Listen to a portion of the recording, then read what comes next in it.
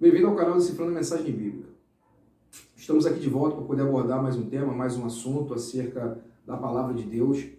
E nesse vídeo nós vamos estar aqui falando um pouco acerca da ressurreição de Lázaro. A pergunta é, se Jesus no texto de João capítulo 11, quando ele recebe a notícia que estava enfermo, seu amigo Lázaro, na cidade de Betânia, as suas irmãs Marta e Maria enviam mensageiros até Jesus para comunicar a ele que Lázaro estava enfermo e um pedido de socorro. Quando Jesus ele recebe essa notificação, quando ele recebe o recado das irmãs de Lázaro por intermédio do mensageiro, o texto bíblico vai mostrar que Jesus ele permanece no mesmo lugar, mas ele dá uma resposta dizendo que aquela enfermidade não era para a morte. Dizendo que essa enfermidade não é para a morte, mas para que se manifeste a glória de Deus. Agora em questão, se a enfermidade não era para a morte, por que Lázaro morreu?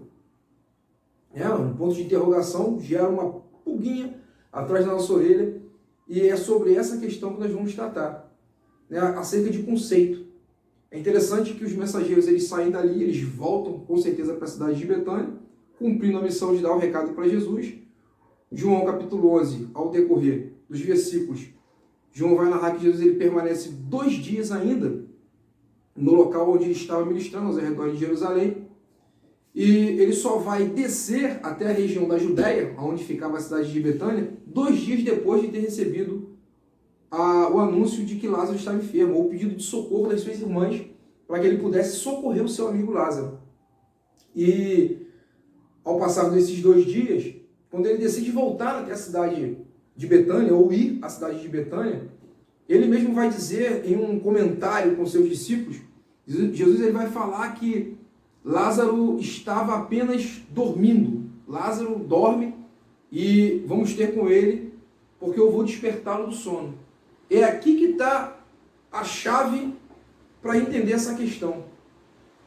Veja que Jesus está tratando de um conceito diferenciado. Para todos os efeitos, lógico, o texto vai mostrar isso, Lázaro realmente morreu fisicamente. Só que aqui existe uma questão de conceito. É uma questão de visão.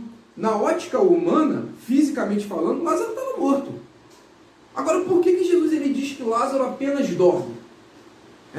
Dá-se a entender que para Jesus, Lázaro apenas estava descansando. Quem dorme, descansa. A gente vai ver quando os discípulos ouvem Jesus falar que Lázaro apenas dorme, os discípulos vão olhar e vão dizer, olha, Senhor, se ele dorme, então ele está salvo.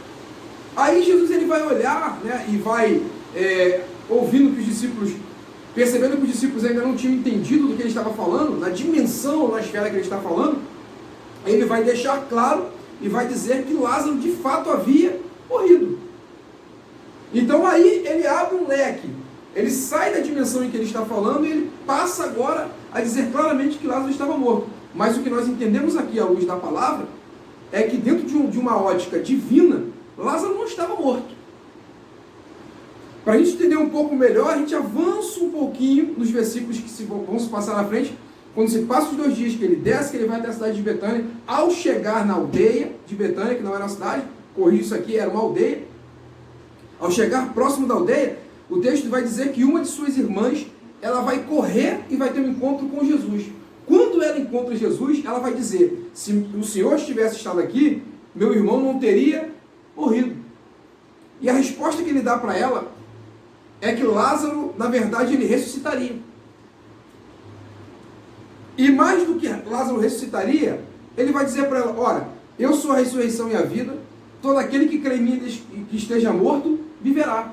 E todo aquele que crê em mim e vive, nunca morrerá. Então, observe aqui que o conceito de morte, para mim e para você, é um.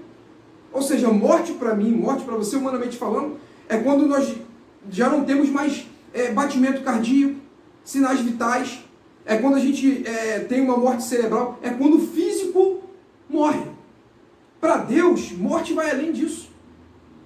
Para Deus, a morte, na verdade, aqui, à luz da palavra, é a ausência de Deus na vida do ser humano.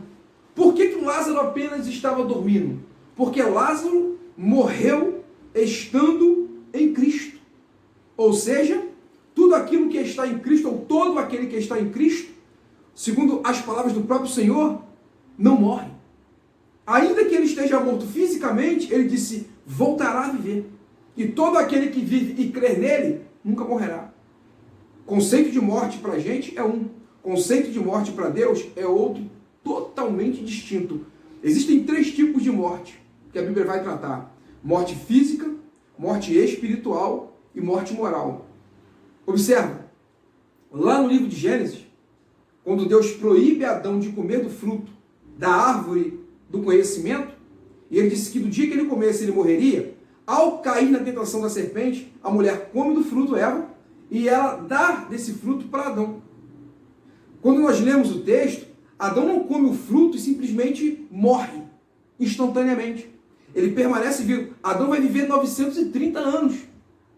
Isso mostra que, na verdade, a morte que aconteceu com Adão ali naquele exato momento, de imediato, instantânea, foi a morte espiritual. E o que seria essa morte espiritual? A morte espiritual, na verdade, ela seria essa relação cortada entre o homem e Deus. É o que acontece com Adão no Éden. Perceba que depois que Adão ele come do fruto da árvore do conhecimento, da árvore que era proibida por Deus que ele comesse, Adão ele é retirado pelo próprio Deus do Éden para que ele não tivesse acesso à árvore da vida. Ou seja, para que comendo uma vez do fruto da árvore da vida, ele não vivesse eternamente, porém, eternamente fisicamente, porém morto espiritualmente.